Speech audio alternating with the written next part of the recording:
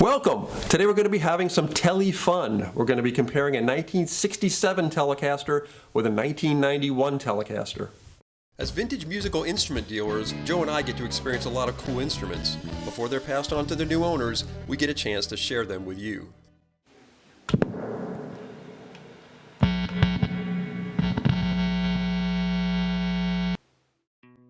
While we have access to this beautiful, made in USA 1991 Sunburst Telecaster, we thought it would be interesting to do a side-by-side physical and sound comparison between the 91 and from 24 years earlier, a 1967 Telecaster.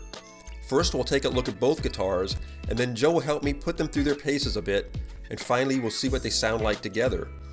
As you can see, aside from one being left-handed, not much has changed in the overall look of the model. Taking a closer look, we notice the different finishes. The 67 has a nitro finish which is yellowed over time, and the 91 has a much heavier poly finish, giving it a much more modern look. The 91 has a skunk stripe up the neck, the 67 doesn't as it's a maple cap neck. If you look closely at the headstocks, you can see a difference in the shapes. The older guitar has a much more fluid and less machined look to it. Of course, the decals have changed many times over the years. Here's a view that really lets you see the thickness of the headstocks from the side. I was surprised the 67 had a thicker headstock, as the guitar has a generally more delicate feel to it. The 67 has the earlier Kluson tuners, which were replaced on this model later in 67 by the shallow-made F tuners. It's interesting to note how much more robust the modern tuning keys look. I was in kindergarten in the 1960s and I remember playing with blocks of wood that were finished just like the older Tele. The 90s guitar has a much more industrial feel to it. If a novice player walked into a guitar store today and saw the 67 hanging there, I wouldn't be surprised if they thought it was handmade and possibly even homemade. You'd never make that assumption about the 91. Here's the bridge on the 67. Many feel it's not great for intonation as two strings share the same post. Here's the modern bridge, with each string getting their own adjustment. For the record, I've never had any trouble intonating a guitar with the old style bridge. Not much difference on the control panels, same volume, tone, and three-way switch. The 67 has a modern replacement switch cap instead of the top hat style cap that originally came with the guitar. This side view of the 67 gives you a good idea of the chunky nature of the guitar. Both jack cups are basically the same. Again, note the more refined look of the 91. The 91 also features the controversial micro-tilt neck adjustment first introduced in 1971. Now it's time for an unscientific side-by-side sound comparison. Both guitars are going into the same 1979 Music Man 210 RD100 amp. Max is here to help with the judging.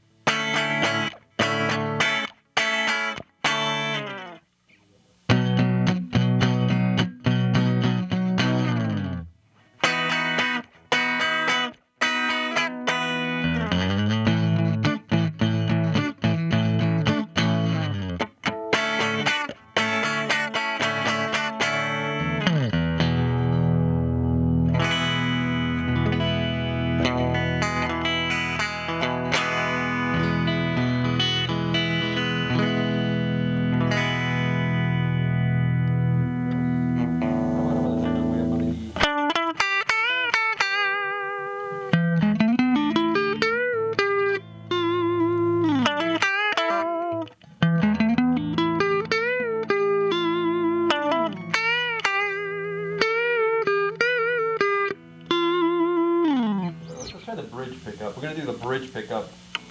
I'm going to do the A's again.